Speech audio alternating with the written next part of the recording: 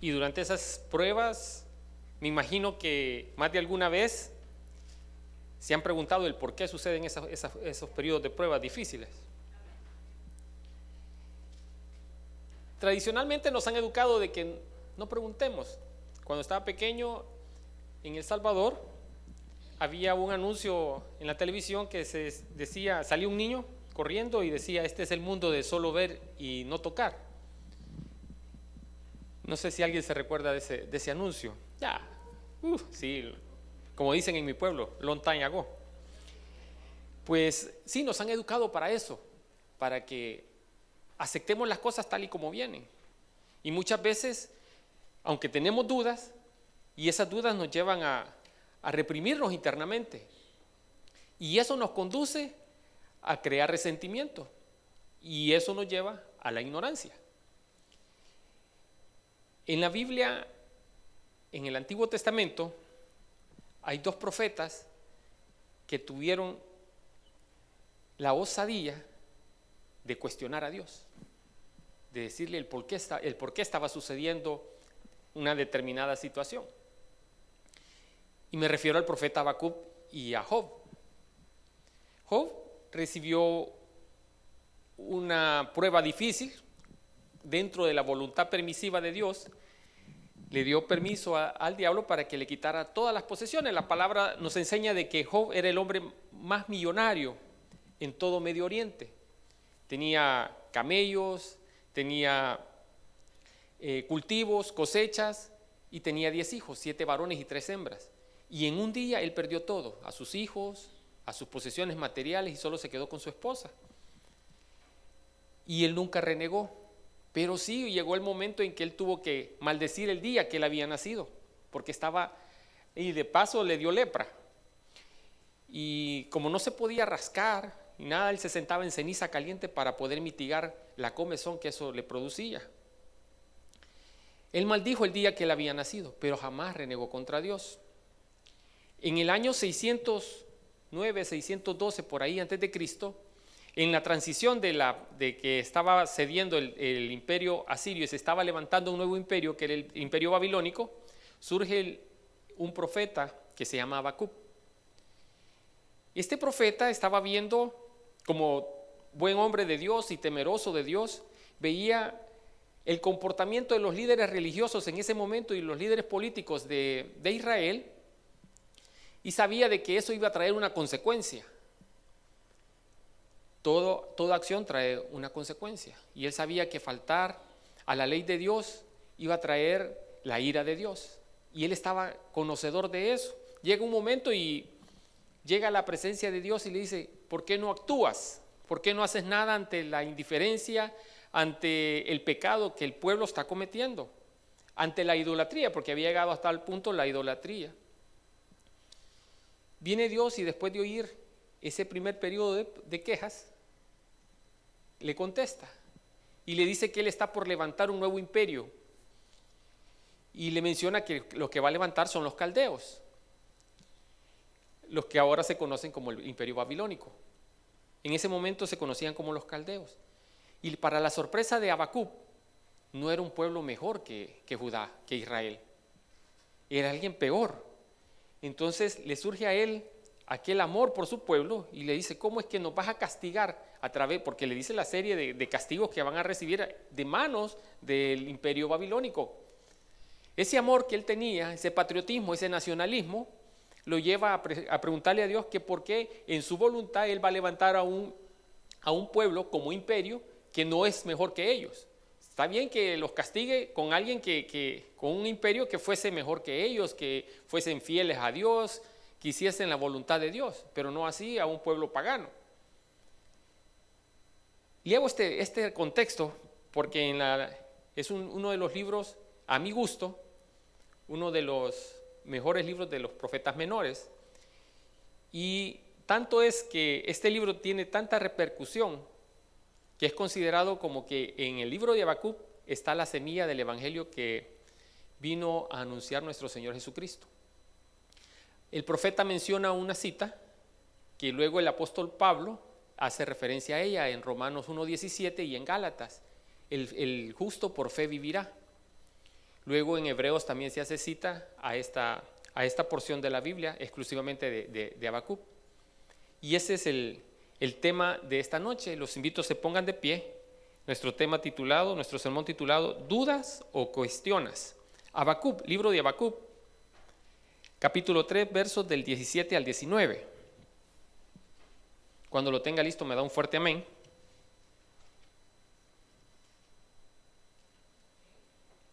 Amén.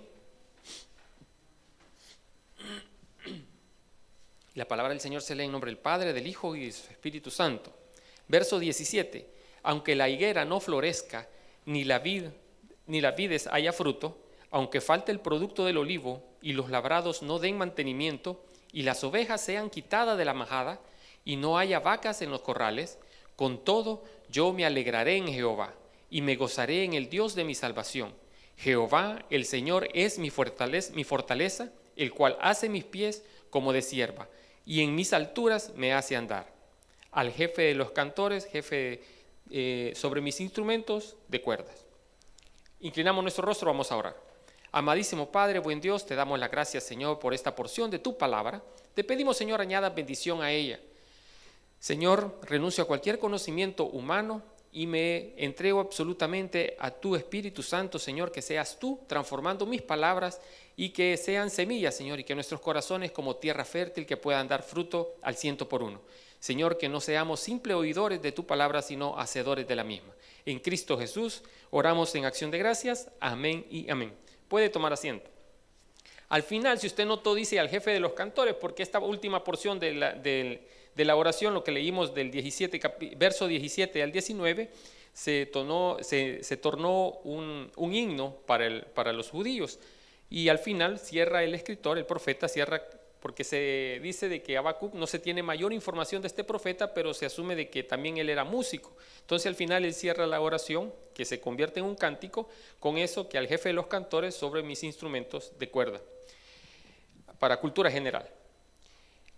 En esta es la oración final que el profeta efectúa, haciendo referencia en la transición de su queja y cuando él está en presencia de Dios, él llega primero con toda la reverencia, pero llega un poco,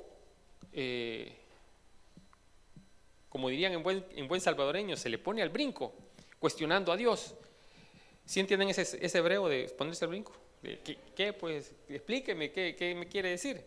Esa actitud la toma el profeta, pero cuando Dios le contesta, su tono cambia.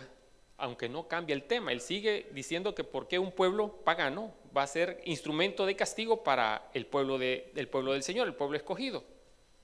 El propósito de este mensaje es que aprendamos que Dios tiene aún el control del mundo, a pesar del aparente triunfo del mal y la prosperidad de los malvados. Dios sigue teniendo el control, aunque aparentemente veamos que no. Muchas veces nosotros decimos, bueno, yo estoy tratando de esforzarme, y he oído comentarios, y yo mismo lo he dicho. Estoy tratando de esforzarme, de hacer las cosas bien, estoy sirviendo. He oído ahí que alguien dice, me puse el uniforme y cuando me dispuse a servir y me puse el uniforme, me vinieron más pruebas. Pero otro que anda en el pecado, otro que toma, que es irresponsable en su hogar, tiene aparente prosperidad. ¿Cuánto hemos oído esas expresiones o las hemos dicho nosotros? Amén. Y es cierto, aparentemente las personas malvadas, perversas, puede ser que estén siendo prosperadas, pero no una prosperidad que venga de Dios, porque el diablo también prospera a los que le sirven. Y como decía nuestro hermano Miguel en la oración, nosotros tal vez no seamos prósperos, pero sí somos bendecidos. Y la bendición no solamente es material, es espiritual. Pero para saber lo que significa cuestionar y dudar, vamos a ver qué significa cada una de ellas. Cuando se tiene una duda, cuando usted recibe una instrucción y no la comprende en su totalidad, le genera una duda. Ese es el primer aspecto. Si usted no exterioriza esa duda y no hace saber preguntando para que se le aclare esa duda, usted queda en la ignorancia. Y el procedimiento es que primero viene la duda y después la pregunta. Si usted no hace ninguna pregunta, quedará siempre la duda y ella le va a generar una incertidumbre. No va a saber qué es lo que tiene que hacer. Entonces, el profeta nos da la primera lección. Él cuestionó, él preguntó. Quizás la palabra cuestionar se puede interpretar como que forzó a que le diera una respuesta, y no fue así. Dentro de la parte, con toda la amabilidad y con toda la educación y con todo el respeto que Dios se merece, él sí cuestionó, él preguntó a Dios el por qué iba a hacer eso. Tradicionalmente nos dicen, cuando a los niños nosotros lo educamos, mire, haga tal cosa, y el niño, no, es que no quiero, ¿y por qué?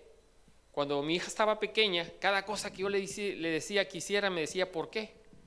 Y había momentos en que yo tenía que inventarle un por qué, porque ni yo sabía por qué. No sé si solo yo pasé por eso, pero a veces los niños hacen un montón de preguntas y lo atacan con un montón de preguntas y usted se queda sin respuestas. Claro, no es el caso de nuestro Dios, pues que todo lo sabe. Quiero que me acompañe al capítulo 1, versos 2 al 4. Capítulo 1, sí saben qué libro estamos, ¿verdad?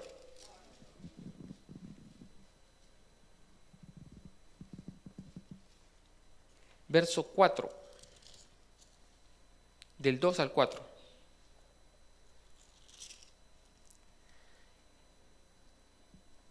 ¿Hasta cuándo, oh Jehová, clamaré y no oirás? Y daré voces a ti a causa de la violencia, y no salvarás. ¿Por qué me haces ver iniquidad y haces que vea molestia, destrucción, violencia? Están delante de mí, y pleito y contienda se levantan, por lo cual la ley es debilitada en el juicio, y no sale según la verdad.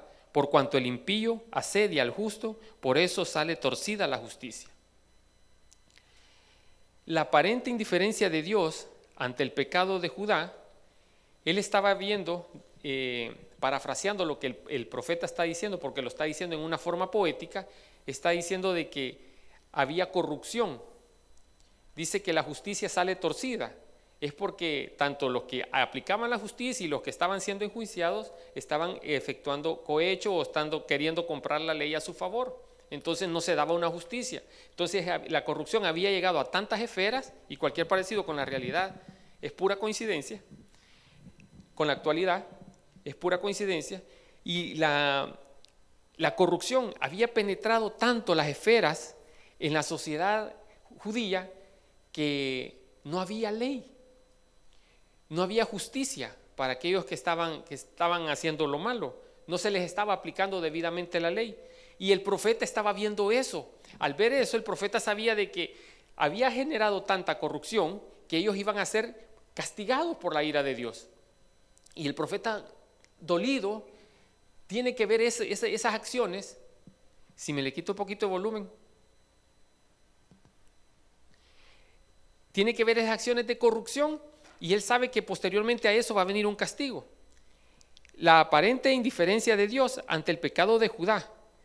Quizás podamos observar a otros prosperar en el pecado y no recibir castigo. Por ello nos preguntamos por qué sucede eso. Podemos ver otros que están tomando, quizás vienen a la iglesia y están sirviendo y quizás no han dejado algún tipo de vicio. Y lejos de ser castigados aparentemente, están siendo prosperados. Y muchas veces cuando nosotros vivimos una vida de comparación, cuando comparamos nuestro cristianismo con el cristianismo de otro, nos frustramos. Por eso el trato, la vida del cristiano, un estilo de vida, debe ser personal con Dios. Usted no tiene por qué compararse con otro cristiano. Y la naturaleza humana aflora en los momentos en que vemos que otro está mejor que uno. Me contaba alguien por ahí de que todo el mundo quiere verlo bien, pero no quiere verlo mejor que él. Y es cierto. Queremos ver mejor a alguien, pero no queremos que esté mejor que nosotros, porque no hemos dejado la vieja naturaleza. La corrupción de los líderes, ahí lo leímos en el verso 4, hoy en día podemos observar cómo prospera la injusticia y la corrupción en todas las esferas de la sociedad. Estados Unidos siempre ha sido ejemplo en cuestión de justicia.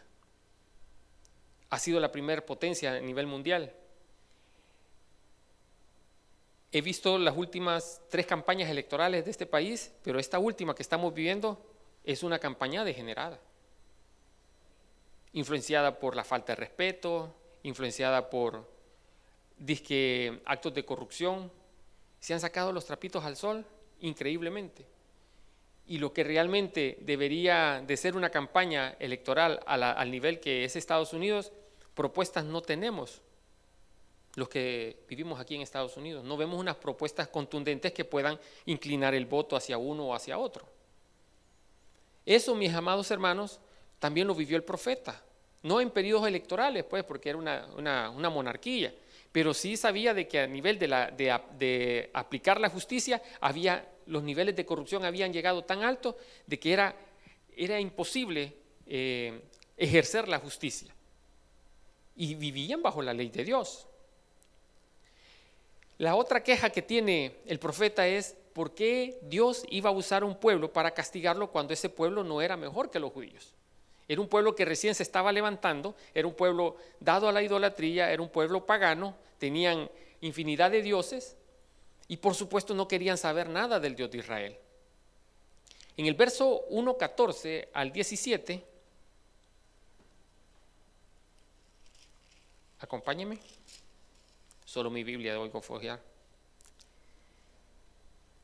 14 al 17. Y haces que sean los hombres como los peces del mar, como reptiles que no tienen quien los gobierne. ¿Sacarás a todos con anzuelo? ¿Los recogerás con su red y los juntarás en sus mallas? Por lo cual se alegrará y se regocijará. Por esto hará sacrificios a su red y ofrecerá sahumerios a sus mallas, porque con ellas engordó su porción y engrasó su comida. ¿Vaciarás por eso su red y no tendrá piedad de aniquilar naciones continuamente? Le está diciendo que toda esa parte, como ellos habían logrado tener sus botines, botines, lo que sacaban después de conquistar una nación, eran motines creo que es lo que se revelan, ¿verdad? Ok. Y también están los botines que se ponen. Pero en este caso eran las ganancias que ellos tenían cuando conquistaban una tierra, cuando conquistaban un pueblo, entonces ellos se lo repartían y lo juntaban. Entonces aquí el profeta le está diciendo a Dios, vas a prosperar su red con la que ellos estaban trayendo prosperidad para sí mismos. Y he resumido el cuestionamiento que el profeta hace en estas 3.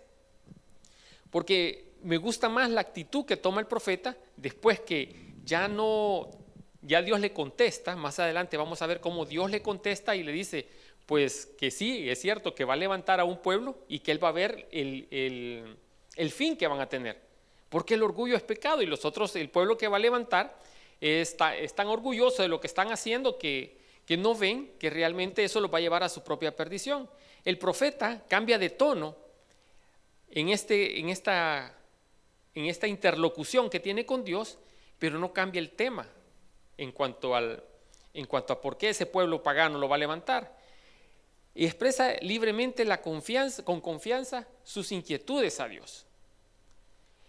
Muchas veces nosotros pasamos por periodos de prueba. Durante las últimas semanas, nuestra iglesia también ha sido azotada con pruebas de toda índole. Ninguno de nosotros creo que estamos exentos a eso. Y cuando llega la prueba, nuestra naturaleza humana aflora y decimos, ¿por qué estoy pasando esto?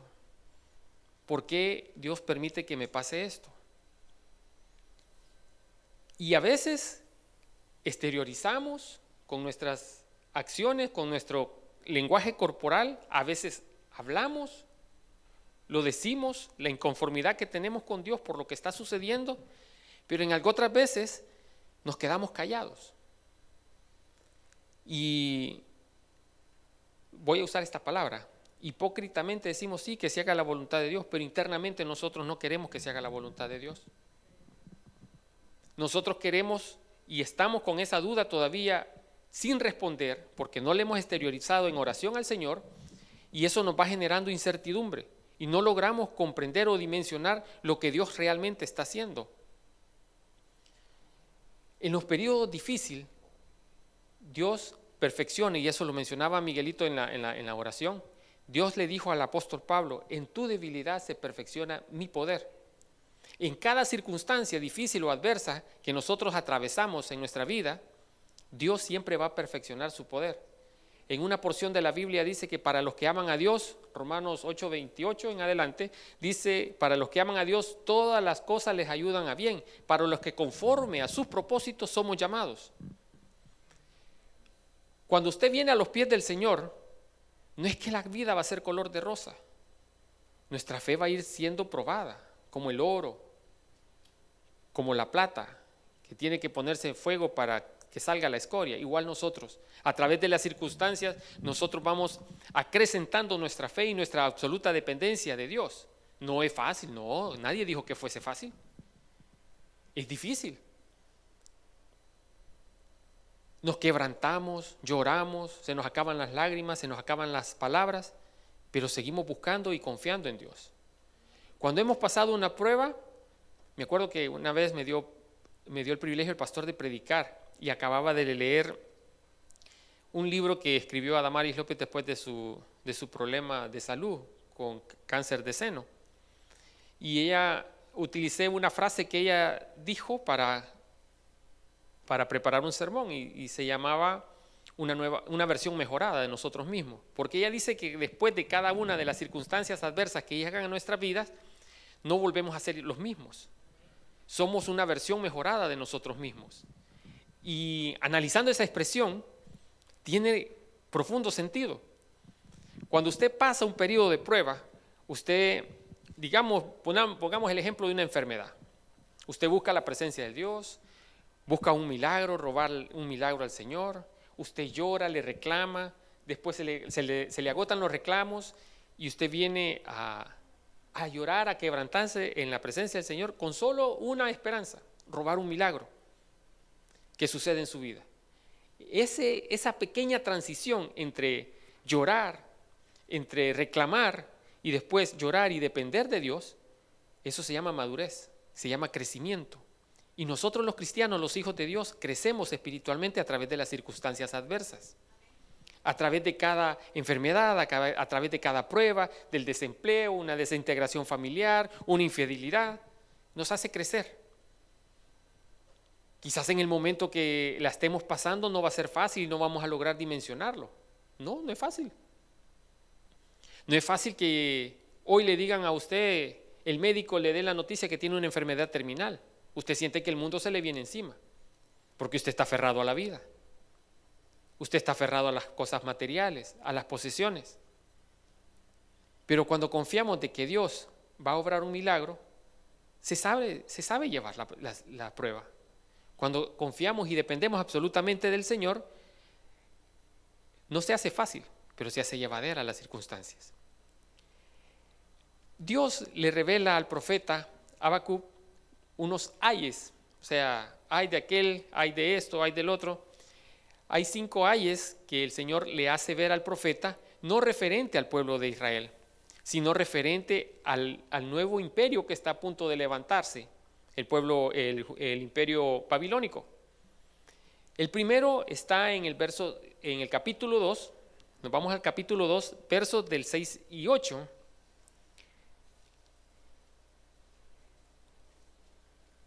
Y esa pequeña porción en la Biblia, si usted nota, el tema se llama los ayes contra los injustos. Y del 6 al 8, Dios le muestra, no han de levantar todos estos refrán sobre él y sarcasmo contra él. Dirán, ay del que multiplicó lo que no era suyo. Estas son las ganancias deshonestas. ¿Hasta cuándo había de acumular sobre sí prendas tras prendas? Los que con la avaricia quieren más y más y más. ¿No se levantarán de repente tus deudores y se despertarán los que te harán temblar? ¿Y serás despojo para ellos? Por cuanto tú has despojado a muchas naciones, todos los otros pueblos te despojarán a causa de la sangre de los hombres y de los robos de la tierra, de las ciudades y de todo lo que en ella habita. Aquí se está refiriendo, en tiempos de conquista una nación tiene que arrasar con todo. Y no lo hace pacíficamente, lo hace a través de la espada. Entonces, toda esa sangre derramada, Dios le está diciendo, a través del profeta, le está diciendo a los babilónicos que va a ser reclamada y ellos van a pagar por todo eso que han hecho. Han quitado, han engordado sus riquezas o han aumentado sus riquezas a costilla de haber dejado pobre o haber despojado a otro. Y esas ganancias deshonestas que tienen también sangre porque tuvieron que matar para poder conquistar, entonces Dios le dice que en un futuro van a tener que pagar por ello. Otro de los hay es la explotación premeditada y motivada por la codicia. Versos más adelante, de 9 al 11. Hay del que codicia injustas ganancias para su casa, para poner en alto su nido, para escaparse del poder del mal. Tomaste consejo vergonzoso para tu casa, asolaste muchos pueblos y has pecado contra tu vida, porque la piedra reclamará desde el muro y la tabla del enmaderado le responderá. Amén. Todo esto, de una forma, se puede decir poética, pero está diciéndole lo que va a suceder con el pueblo, con el imperio que se está levantando, los babilónicos. Pero ¿qué tiene que ver? Podrá preguntarse usted todo esto. Esto es aplicable a nuestro diario vivir. Cada una de las palabras expresadas por Dios es aplicable a nuestra vida. Pero ¿quién se está levantando? Tal vez no nosotros, pero alrededor de nosotros no se está levantando quizás un imperio y que va a asolar con nosotros, pero se están levantando problemas, circunstancias que van a asolar nuestra vida. Se están levantando, bueno, el hecho que usted esté aquí en nuestro servicio de torre de oración es porque usted viene y va a pedir por un milagro, lo va a escribir en el papelito y lo vamos a poner y vamos a orar por él. Bueno, todavía no está en nuestro muro, pero lo poníamos en un muro, nuestro muro de peticiones. Todas esas enfermedades, todas esas circunstancias adversas, todos esos problemas que hoy por hoy le están aquejando a usted es lo que se está levantando contra usted. Y es lo que tiene como propósito asolarlo, robarle la bendición, lo que Dios le ha dado, lo que Dios le ha bendecido hasta este día, como lo hizo con Job. Y dice al final del libro de Job que Dios le multiplicó, le dio 2 veces más de las posesiones que él tenía. Pero ¿qué fue la diferencia? La actitud de Job. Y es lo que esta noche también Dios quiere que nosotros tengamos una actitud correcta ante las circunstancias. Que sí es cierto que vamos a llorar, vamos a bramar, vamos a reclamar, pero no debemos de perder nuestra mirada y nuestro objetivo en nuestro Señor Jesucristo. Que a pesar de las circunstancias que estemos atravesando, Dios va a obrar un milagro. Dios va a restaurar vidas. Dios va a restaurar salud. Dios va a devolver empleos. Dios va a restaurar familias. La ebriedad, en el verso 14, el de 12 al 14, es lo déspota y lo inclemente que el imperio babilónico era. No sé, quizás en algún momento de su vida han habido circunstancias que lo han marcado a usted. Marcado a tal grado que usted siempre se recuerda de esa circunstancia. Puede ser la muerte de un familiar, puede ser el embargo de una propiedad, problemas económicos, problemas de vicio de algún familiar, drogas, alcoholismo, una infidelidad, tanto para el hombre como para la mujer, marca. No es fácil sobrellevarla. En este momento, lo inclemente que la circunstancia puede volverse, lo déspota que puede volverse cuando usted está atravesando esas circunstancias difíciles, nos marcan nuestras vidas. Pero jamás esa marca va a ser superior a la marca que va a establecer Dios cuando nos restaure. Porque en Dios siempre hay segundas oportunidades. Dios siempre va a proveer para los que en Él confían, todo va a ser para bien. Decía por ahí un dicho que el agüite no lo quita nada, pero el sufrimiento es opcional. Usted puede estar pasando por una circunstancia adversa, pero no tiene por qué sufrir porque usted ha confiado en un Dios todopoderoso. La naturaleza humana va a seguir aflorando porque somos humanos. Usted no puede deshacerse de esta carne y ella va a ceder ante las circunstancias adversas. Pero su espíritu, su alma, tiene que estar confiada y fortalecida en que Dios va a obrar en el tiempo de Él, no en el tiempo que usted quiere que sean las cosas. Usted dice, yo para ayer quiero mi milagro.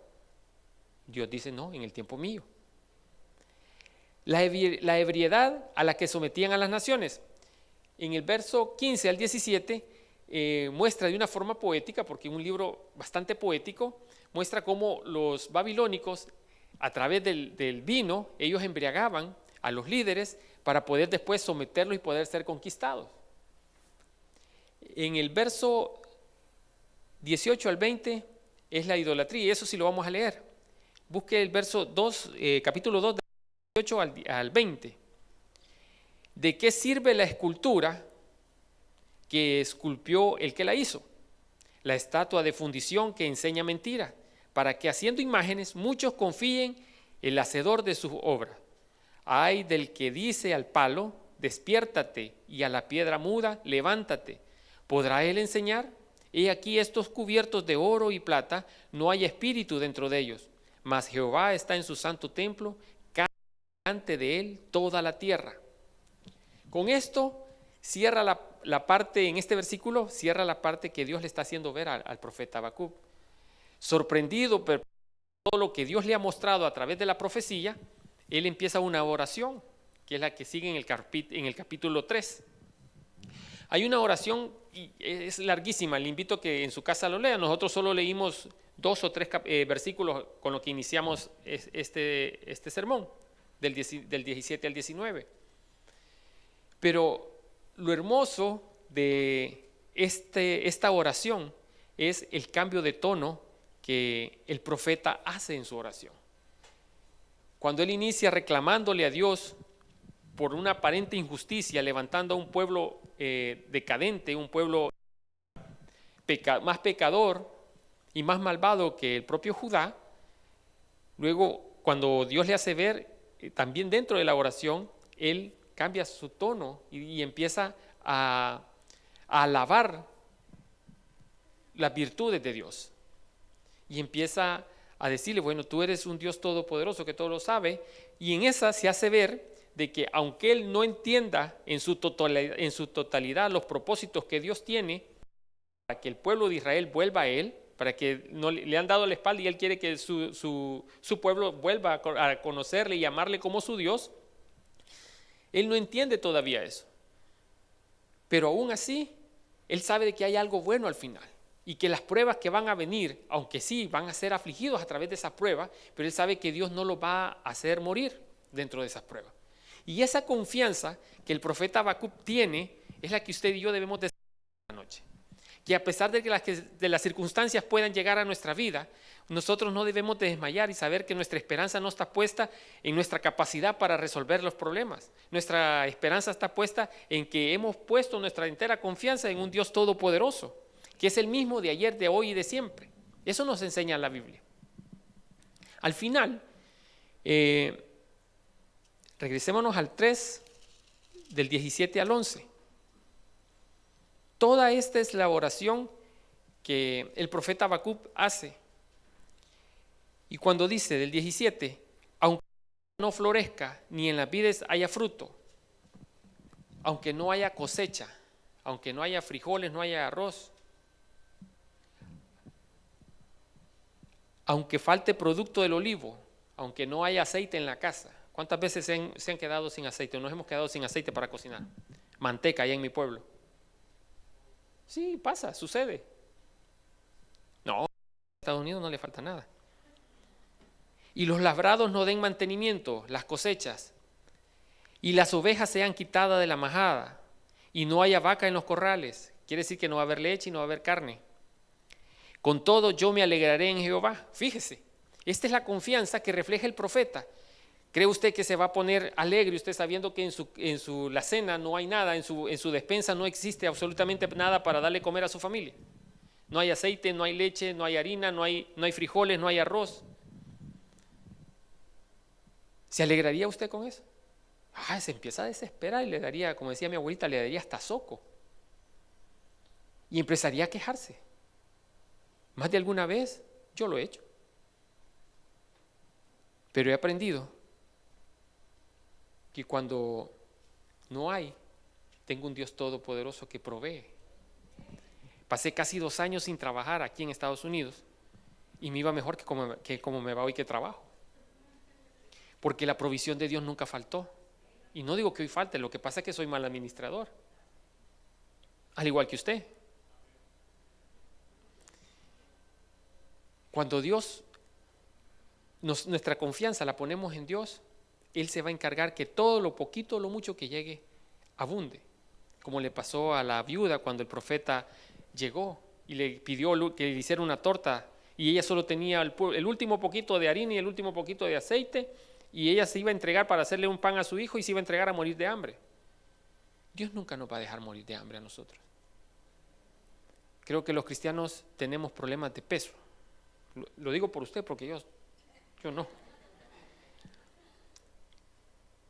Dios es un Dios proveedor. Yo no sé qué es lo que lo mueve a usted estar esta noche aquí. No sé qué es lo que usted escribió en la hojita de petición. No sé cuál es el milagro por el cual usted está clamando. Pero el Señor ha empezado a regalar milagros. El Señor ha empezado a obrar. Esa jornada, el producto de esa jornada de ayuno y oración por nuestro milagro. Luego tuvimos la campaña con Roberto Orellana. Hemos continuado esas oraciones por los enfermos de la iglesia. Y todo, el Señor no nos ha dejado abandonados. Quizás la petición que usted ponga no se va a resolver como usted quiera, pero Dios la va a contestar. Tenga plena seguridad de ello. En los tiempos en que el profeta Habacuc escribió este libro, dio lugar, como se lo dije al principio, dio lugar a que el apóstol Pablo más adelante escribiera: el justo por fe vivirá. No porque usted sea perfecto, no porque yo sea perfecto o seamos buenos. Dice la palabra y nos enseña de que hemos sido justificados por la preciosa sangre de Cristo derramada en la cruz del Calvario. Eso nos hace justos a usted y a mí. Y si aquí dice que el justo por fe vivirá, solo que nos falta es desarrollar esa fe en Cristo Jesús, desarrollar esa fe en un Dios todopoderoso. Porque cuando esa fe llegue a su plenitud, cuando esa fe crezca de tal manera que usted vengan las circunstancias que vengan, usted va a decir: mi fe está puesta en un Dios todopoderoso. Los milagros van a darse, va a haber lluvia de milagros. Ese compás de espera que ahora nosotros nos hace tambalear, no se va a dar. Porque la fe, usted le va a decir, como dice la alabanza, le dirimos a este monte: muévete de aquí para allá. Si nuestra fe fuese del tamaño de un grano de mostaza. Pero ¿cómo vamos a desarrollar nosotros la fe? ¿Cómo se desarrolla la fe? Pregunto. A ver, mis consiervos. Ejercitándole. ¿Y cómo la ejercitamos?